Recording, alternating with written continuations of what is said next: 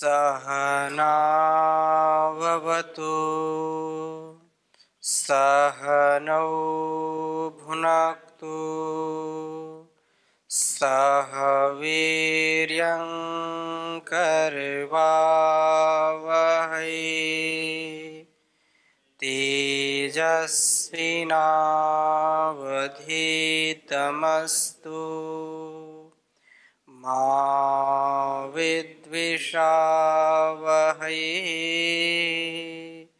ओम शांति शांति शांति। वैदिक जीवन पद्धति की इस कक्षा में आप सबका हार्दिक स्वागत है, अभिनंदन है। वेदो अखिलो धर्म मूलम, सारे संसार में सारे सुकर्मों का, सारे अस्तित्व में दिव्यता का आधान करने का जो ज्ञान है वो वेदों में निहित है। हमारा सबका जीवन वेदोक्त हो, वेदानुकूल हो। जैसा वेदों का उपदेश, संदेश, आदेश है हमारे लिए, वैसा अपने जीवन में उतार करके मनसा वाचा कर्मणा अपने जीवन को दिव्य बनाएं और इस जगत को दिव्य बनाएं। ऐसी दिव्य वाणी का हम यहाँ पर श्रवण कर रहे हैं, वेद ज्ञान को समझने का प्रयास कर रहे हैं। यज्ञो वै श्रेष्ठतमं कर्म, संसार में सबसे ज़्यादा यदि कोई श्रेष्ठतम कार्य है तो यज्ञ है।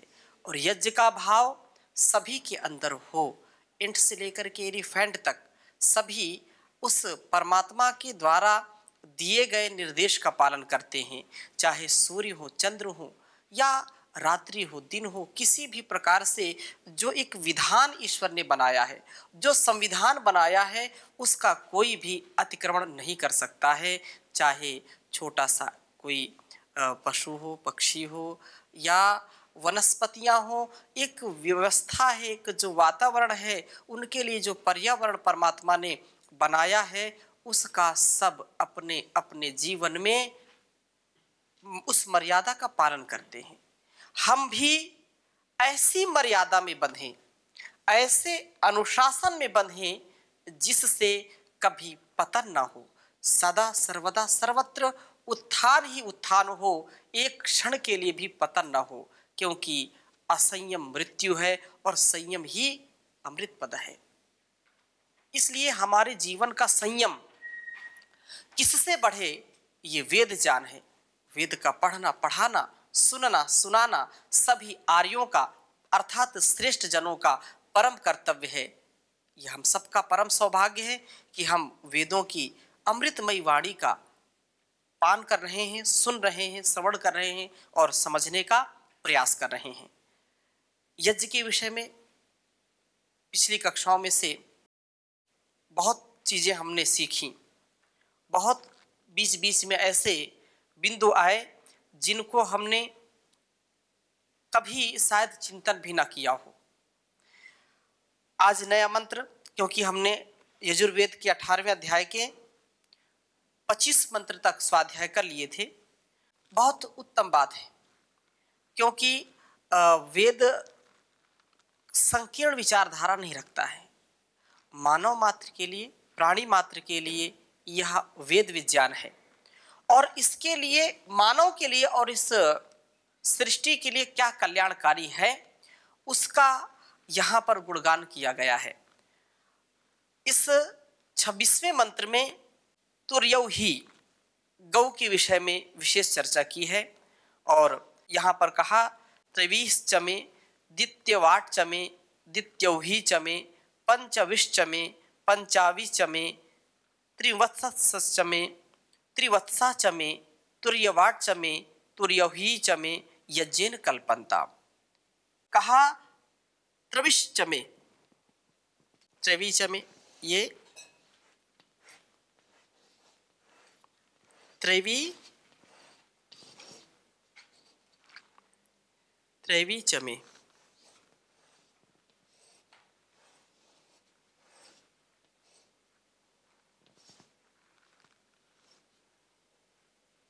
त्रैवी चमे, द्वितीयवाट चमे,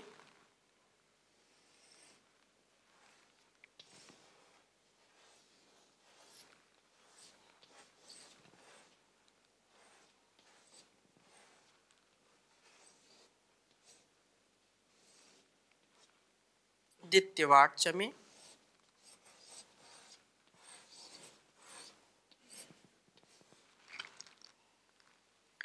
द्वितीयोही चमे,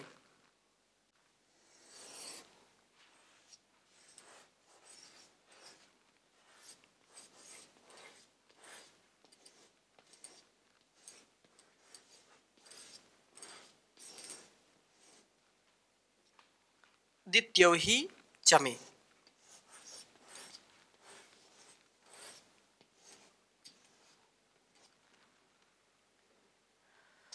पंचाविश चमे,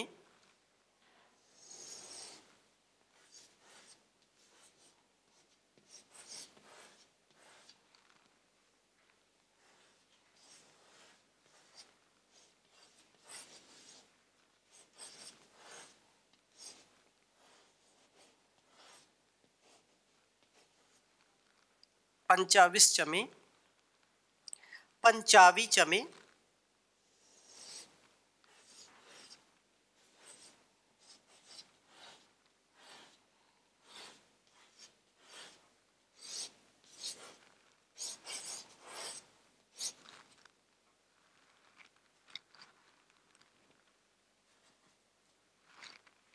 पंचावी चमे,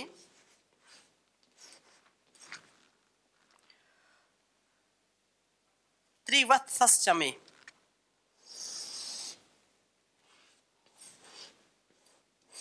त्रिवत्सस चमे,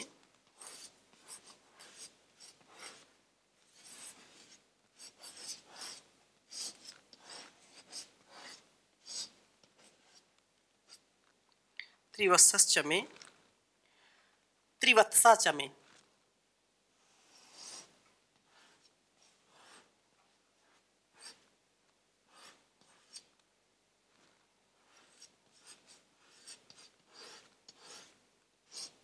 त्रिवत्सा चमे।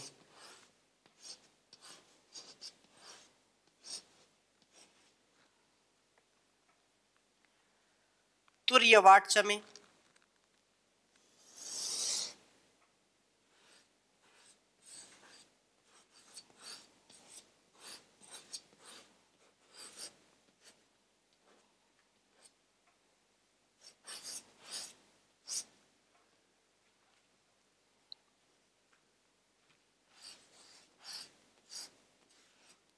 तुर्यवाट चमे, तुर्यौही चमे,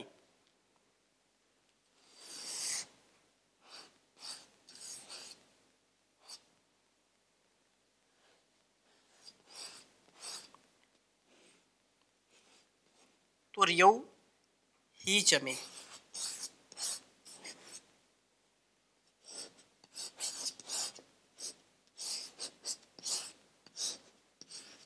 यज्ञेन कल्पन्ताम्,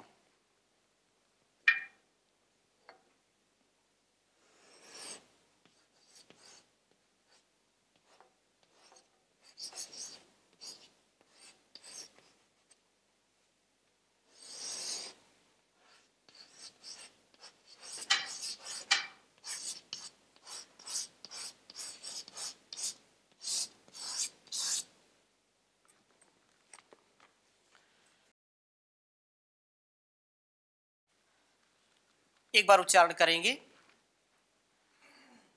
त्रैविश्चमे, त्रैवीचमे, द्वितीयवाट्चमे, द्वितीयोहीचमे, पंचाविश्चमे, पंचावीचमे, त्रिवत्सश्चमे, त्रिवत्साचमे, तुर्यवाट्चमे, तुर्यौहीचमे, यज्ञेन कल्पन्ताम्।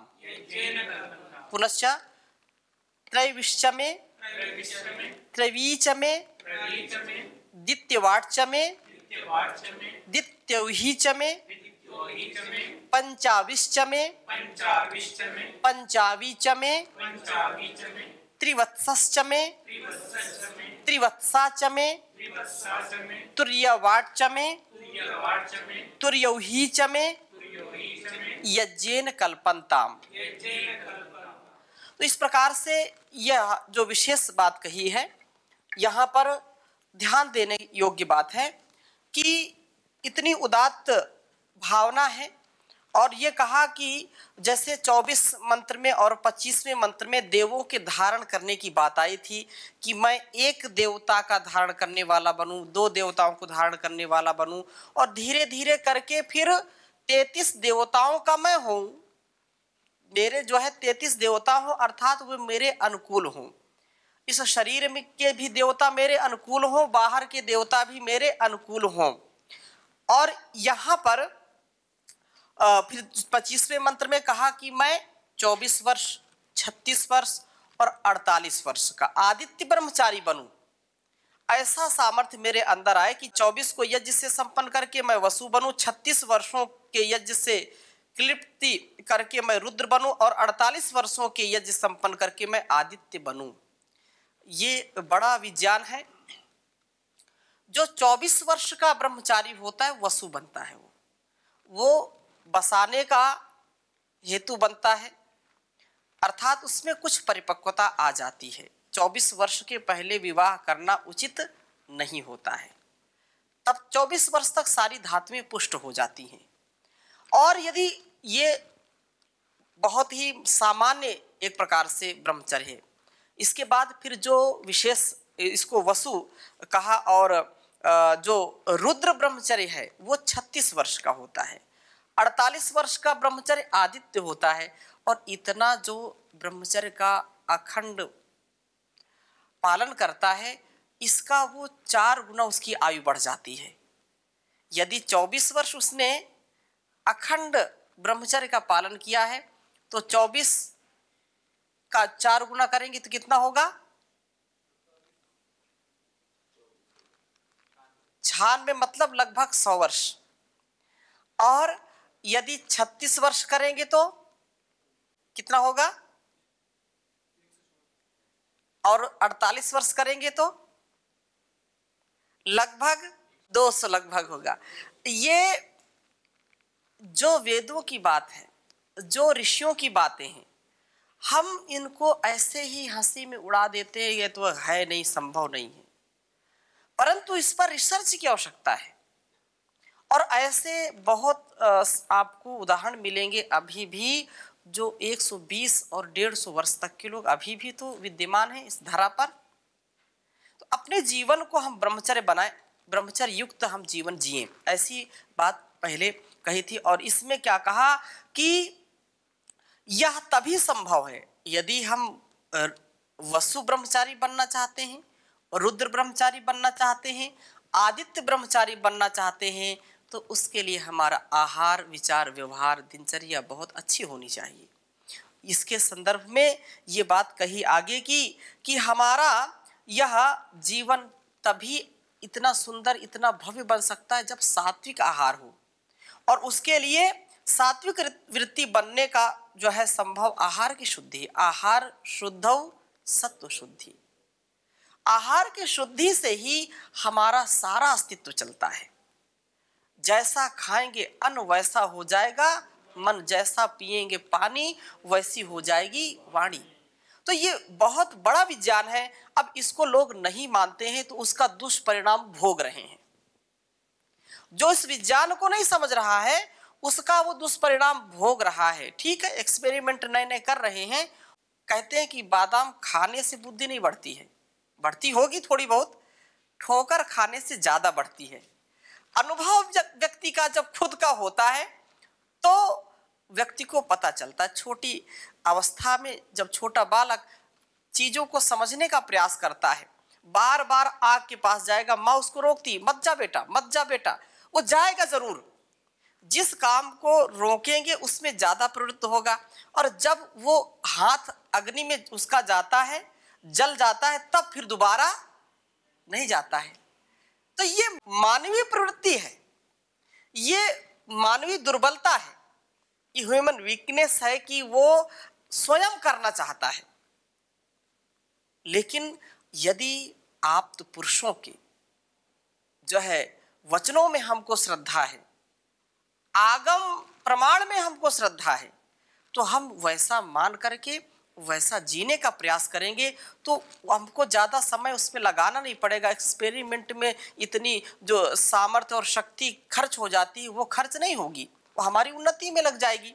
अस्तु, तो यहाँ पर पुनः हम चर्चा करते हैं कि वह आहार की शुद्धि पर संभव है। आहार जितना शुद्ध होगा व्यक्ति का विचार उतना अच्छा होगा, उसका संस्कार उतना अच्छा होगा।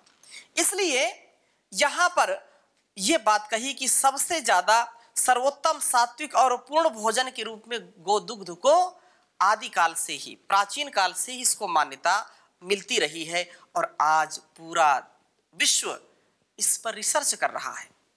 गोदुग्ध पर, गोमूत्र पर, संपूर्ण गाय के अस्तित्व पर लोग रिसर्च कर रहे हैं। ये बात यहां पर कही कि उस गोदुग्ध का उल्लेख करते हुए यहां कहते हैं त्रविश्चमे, अर्थात अभी ही षड्मासात्मक कालः त्रयो अवयो यस्य, 1.5 साल का वृष बैल मेरा हो। अर्थात ये एक अलंकारिक वर्णन में काव्यात्मक ढंग से इस बात को कह रहे हैं कि यह मेरा यज्ञ के द्वारा यह संपन्नता मुझको प्राप्त हो और त्रैवीचमे 1.5 साल की गौ मुझे प्राप्त हो, द्वितीयवाटचमे द्वितीयौहीचमे 2 संवत्सर का 2 साल का बैल मुझे प्राप्त हो और इसी प्रकार से 2 साल की गाय मुझे प्राप्त हो। यज्ञ के निमित्त कल्पनताम शक्तिशाली बनाए।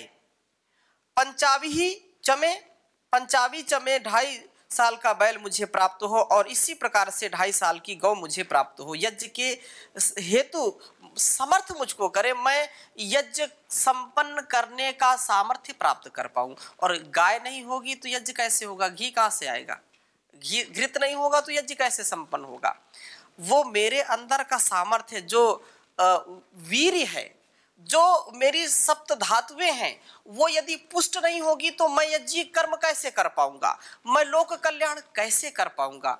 इस लोक कल्याण की भावना के लिए मेरे अंग प्रत्यंग बलिष्ठ हो, अस्मा भव नस्तनु, मेरे सारे शरीर, मेरे अंग बलिष्ठ हो, वज्र की भांति हो, तभी मैं इस संसार का भोग कर सकता हूं और दुनिया को श्रेष्ठ बनाने का पुरुषार्थ कर सकता हूं।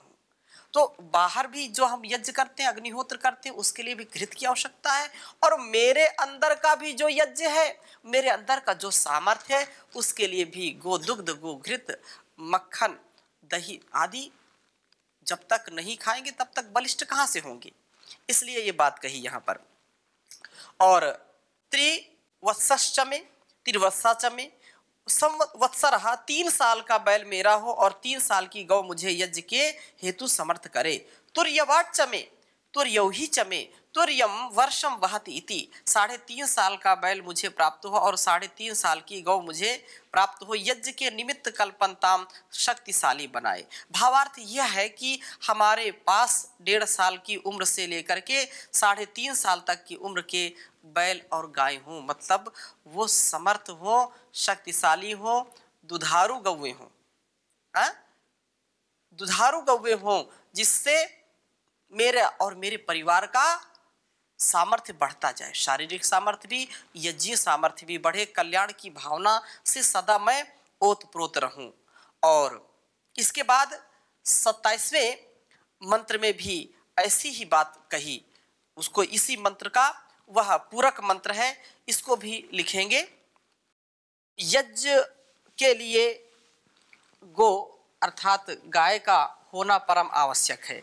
यदि गाय नहीं होंगी तो यज्ञ हमारा हो नहीं सकता, संपन्न नहीं हो सकता है।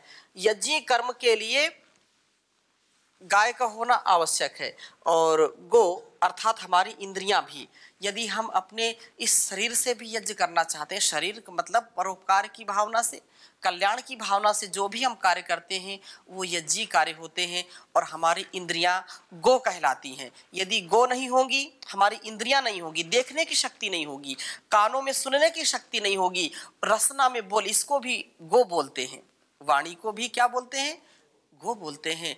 ये वाणी चलती है, बोलती है, अब ये यदि नहीं बोलेगी, हमारी इंद्रियां कार्य नहीं करेंगी तो हम यज्ञ कर्म नहीं कर सकते हैं। इसलिए हमारे अंदर भी और बाहर भी, दोनों ही ये जो गाय हैं वो विशेष हमारे जीवन का कल्याण करने वाले हैं। और इसमें कहा पष्ठ वाट चमे,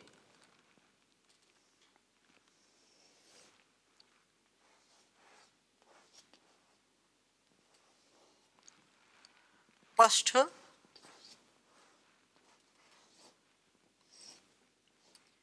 वाट चमे,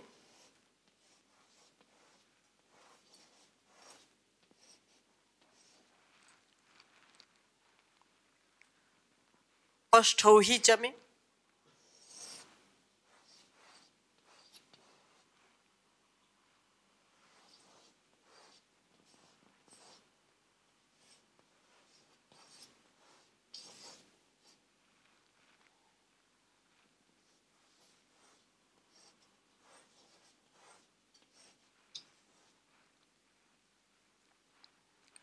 उक्षा चमे,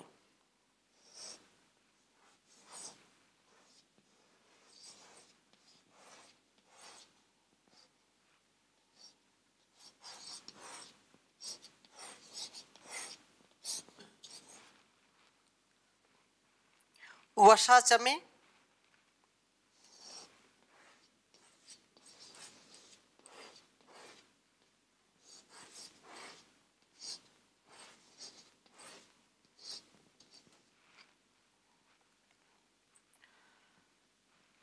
वशा चमे, ऋषभस चमे,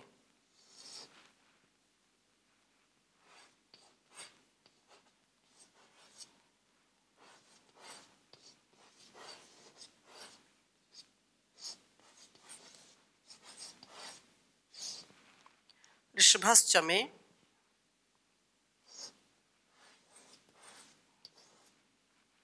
वेहत चमे,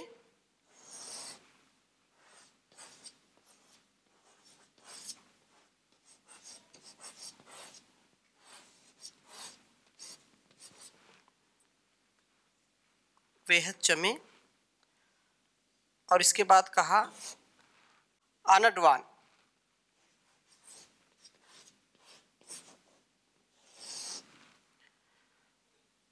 अनड वांस चमे,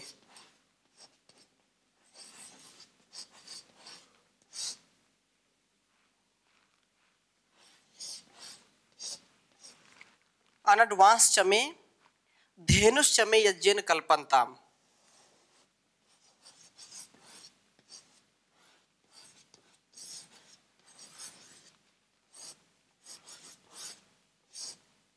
धेनुष चमे,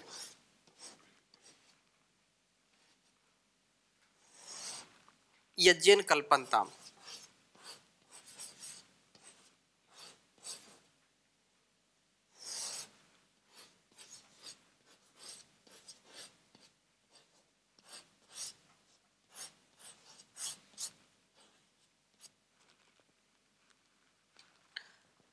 उच्चारण करेंगे पष्ठ वाट चमे, पष्ठौहि चमे, उक्षा चमे, वशा चमे, ऋषभस चमे, वेहत चमे, अनडवांस चमे, धेनुष चमे, यज्ञेन कल्पन्ताम।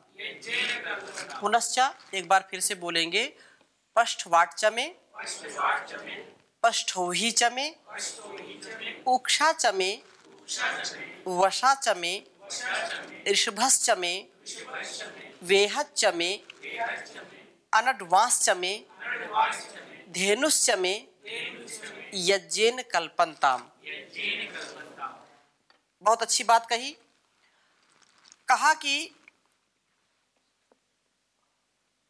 पष्ठवाट की जो पष्ठम वर्ष चतुष्कम वहति इति, पष्ठवाट चमे का मतलब यह है, पहले इसके पहले वाला मंत्र जो 26वां मंत्र था उसमें कहाँ तक बात पहुंच गई थी कि 3.5 साल तक कि गाय और बैल मुझको प्राप्त हो। उसके बाद की बात क्या है कि पष्ठवाट चमे, 4 साल का बैल मेरा हो, पष्ठौहि चमे, इसी प्रकार से 4 साल की गौ भी मुझे प्राप्त हो। उक्षा चमे वीर सेचन में समर्थ जो है बैल मुझको प्राप्त हो, क्योंकि यह जो बैल अर्थात जो पुरुषार्थ में विशेष सामर्थ्यशाली हो। वशा चमे वंध्या गौ भी मेरे पास हो। किसी भी प्रकार से, क्योंकि गोधन बहुत बड़ा धन माना जाता था श्री कृष्ण के समय में भी। जिसके पास जितनी गाय होती थी उसको उतना ही धनवान माना जाता था।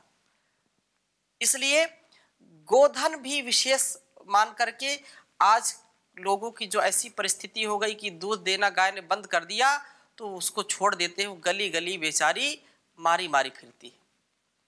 लेकिन यहां पर क्या कहा, वसाचमे, गाय हैं, मेरी गाय हैं, लेकिन उन गायों में यदि असक्त है, वो चलने में असक्त है, दूध नहीं देती है, दुधारू भी नहीं है, तो भी वो मेरी हो, उसको मैं इधर उधर ऐसे दीनहीन स्थिति में न छोड़ूं। और वह ऋषभा चमे, अति युवा बैल भी मुझे प्राप्त हो, अति युवा वृषभ भी मेरे पास हो। वेहत चमे, गर्भधारिणी गौ भी मुझे यज्ञ के हेतु जो है समर्थ करे, क्योंकि यह जब बछड़े और बछड़ियां आएंगी तो निश्चित रूप से संतति बढ़ेगी, दूध घी बढ़ेगा, जिससे मेरा जीवन और यह मेरा परिवार संसार भी अच्छा चलेगा। तो इस मंत्र की व्याख्या अभी बची है, अगली कक्षा में इसको पुनः लेंगे। अभी यहीं पर विराम करते हैं। ओम शांति शांति शांति।